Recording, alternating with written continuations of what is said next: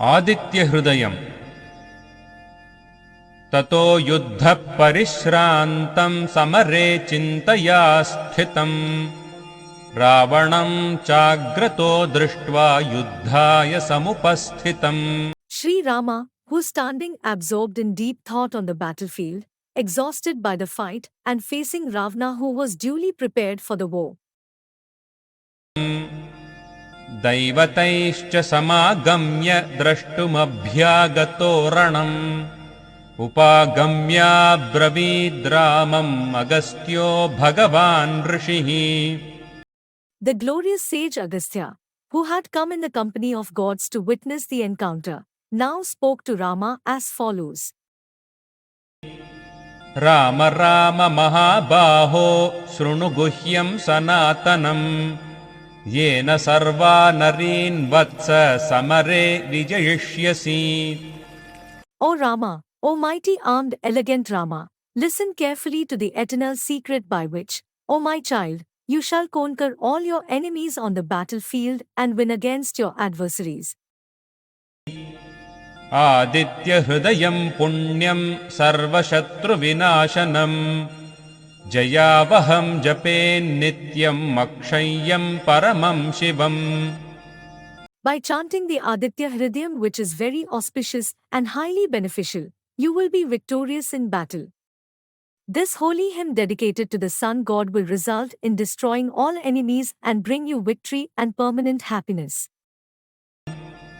सर्वमङ्गलमाङ्गल्यं सर्वपापप्रणाशनम् चिन्ताशोकप्रशमनम् आयुर्वर्धनमुत्तमम्.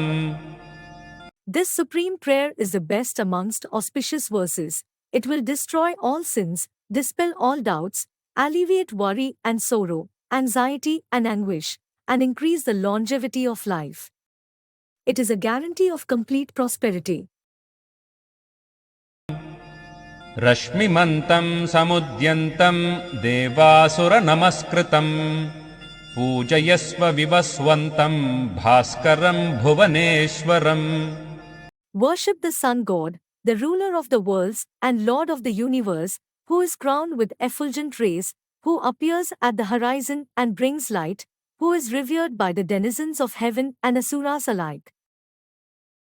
सर्वदेवात्मको ह्येषः तेजस्वी रश्मिभावनः एष देवासुरगणान् लोकान् पाति गभस्तिभिः. Indeed, he is the very embodiment of all gods.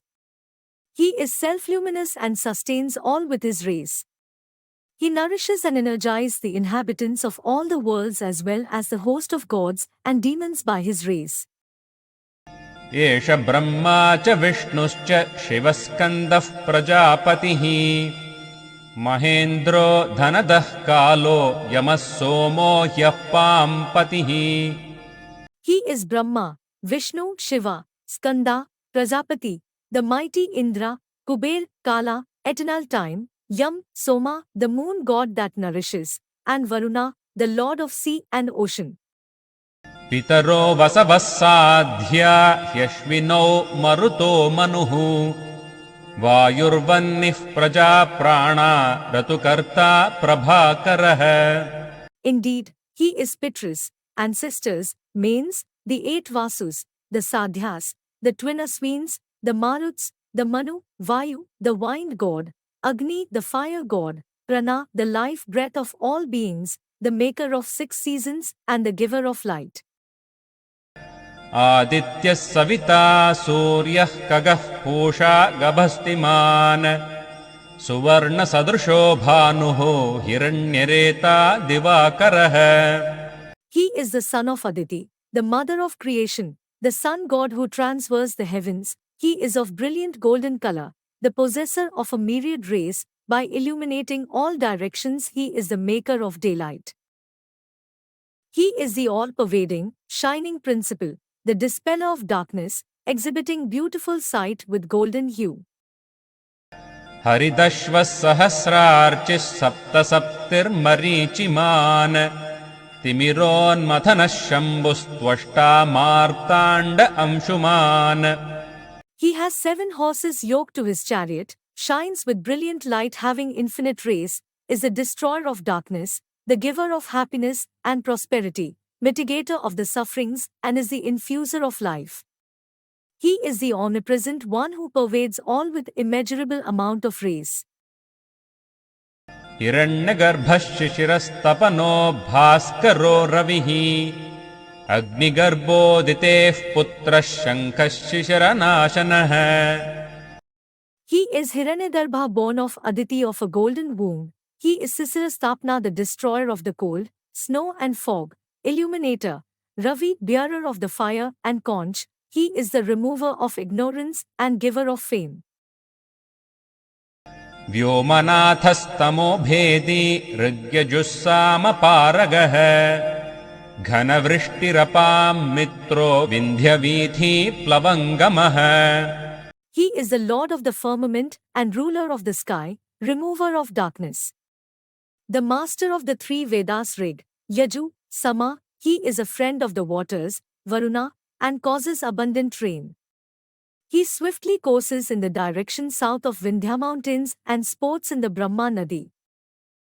आतपी मण्डली मृत्युः पिङ्गलः सर्वतापनः कविर्विश्वो महातेजाः रक्तः सर्वभवोद्भवः.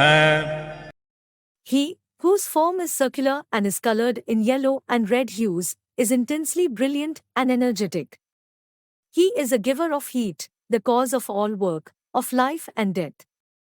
He is the destroyer of all and is the omniscient one sustaining the universe and all action. नक्षत्रग्रहताराणाम् अधिपो विश्वभावनः तेजसामपि तेजस्वी द्वादशात्मन्नमोऽस्तु ते. He is the Lord of the constellations, stars and planets, and the origin of everything in the universe. Salutations to Aditya, who appears in 12 forms, in the shape of 12 months of the year, and whose glory is described in his 12 names. नमः पूर्वाय गिरये पश्चिमायाद्रये नमः ज्योतिर्गणानां पतये दिनाधिपतये नमः.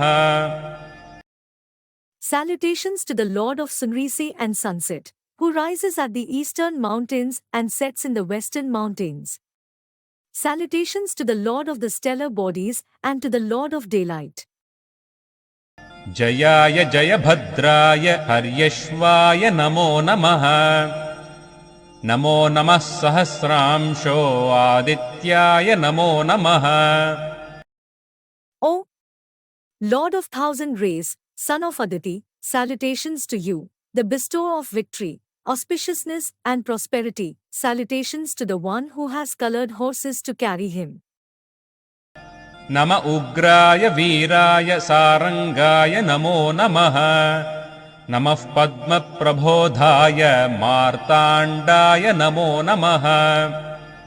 Salutations to Martandya, the son of Mrikanda Maharishi, the terrible and fierce one, the mighty hero, the one that travels fast. Salutations to the one whose appearance makes the lotus blossom, also the awakener of the lotus in the heart.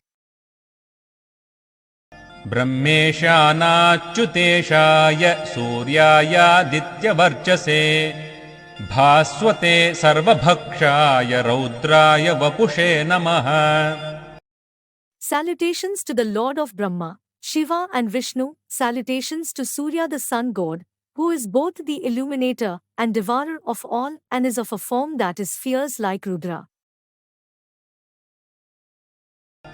तमोघ्नाय हिमघ्नाय शत्रुघ्नाय मितात्मने कृतघ्नघ्नाय देवाय ज्योतिषां पतये नमः.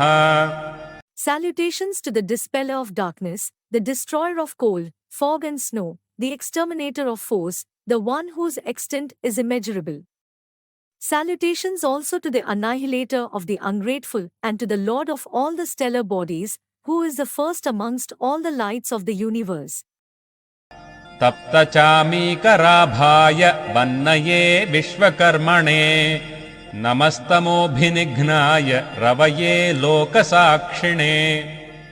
Salutations to the Lord shining like molten gold, destroying darkness, who is the transcendental fire of supreme knowledge, who destroys the darkness of ignorance, and who is the cosmic witness of all merits and demerits of the denizens who inhabit the universe.